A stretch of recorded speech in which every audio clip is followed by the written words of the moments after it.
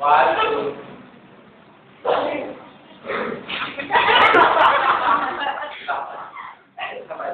Ito sa kuya na ito ka, kuya. Ito braso. Ay, tama, wait lang. Wait lang pala, may pinagmamayabang kasi kami dito. Pero kasi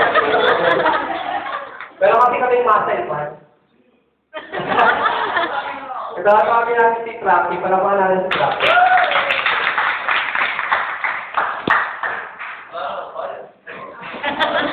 Okay guys, ano yan ah? Instructor yan sa ano, reverser. Yes. So yan.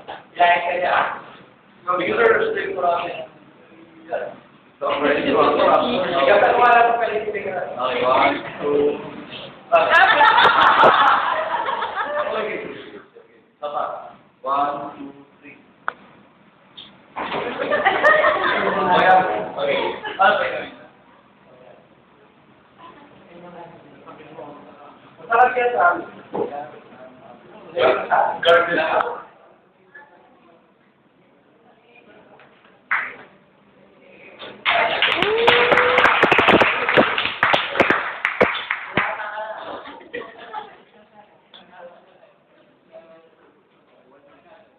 Wait lang, hintayin lang natin yung ano ha, yung one, hintayin lang natin yung warning.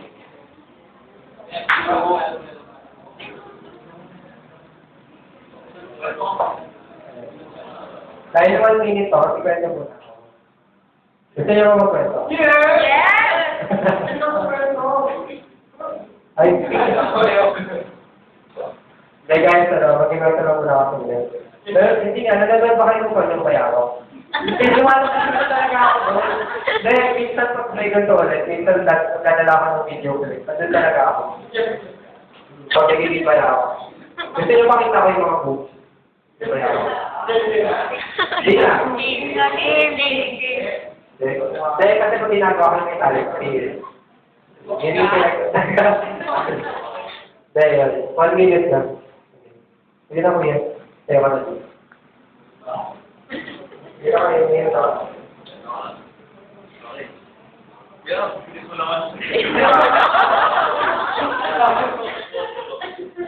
Okay. 1, 2, 3, 4.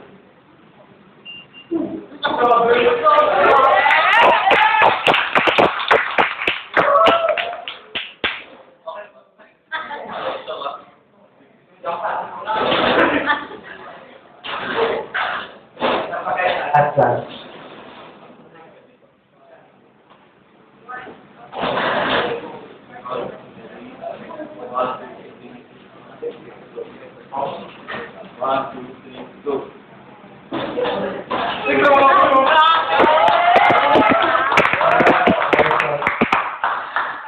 So guys, bakit gano'n? Galing diba? So guys, bakit gano'n? Explain ko yung unang ginawa, natawag doon bio-eye technology. Actually, sa to eh. Bio-eye technology. Bakit? Ano nangyari? Nung napansin niyo, di ba? Pinanong ko si ate, ano ka bang may cellphone ka ba dyan? Kasi bakit? Ano ba nabibigay sa atin ng cellphone? May radical, di ba? Radiation. Bukod sa entertainment, may radiation din, di ba? Binibigay sa katawan natin. And guys, napansin niyo ba? Nung hinila ko sa pababa, natumba siya agad. Natumba siya agad nung pinahawak ko siya ng cellphone. Pero nung hawak niya itong alay, di ba? Hawak pa lang niya, pero yung effect sa kanya, yung effect po, na yung positive energy sumasama sa katawan niya. Ano bang ibig sabihin ng bio-eye technology? Alam, mapapansin natin yung mga tao sa yung mga tribo sa mga bundok. Di ba kahit ang nila, ang lakas-lakas pa din nila kasi mga nakayapak sila. And yung environment nila, super positive, super fresh, positive sa mga bundok, mga puno, ganyan, mga ilaw, ganyan.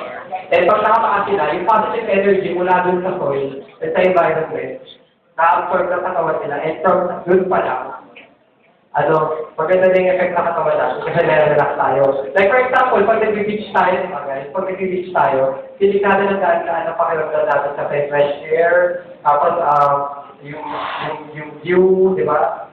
Parang ganun pa rin yung positive energy na absorb ng katawan natin. And nung si Kuya naman, nung ininom niya na yung product, di ba? 1 minute pa lang, pumasok na sa katawan niya agad. Bakit? Kasi guys, actually, Pag ininom natin yung alive, nung hindi hinilalo sa tubig pag ininom natin siya, 15 minutes guys, 15 minutes, na-absorb na siya ng katawan natin, pumapasok na siya agad sa mga cells natin. And guys, for demo purposes, si Kuya, yung alive, hinalo na namin sa water. Nung ininom niya, 1 minute para pumasok ka agad sa cells niya. So guys, palakpakan na lang. Okay, guys,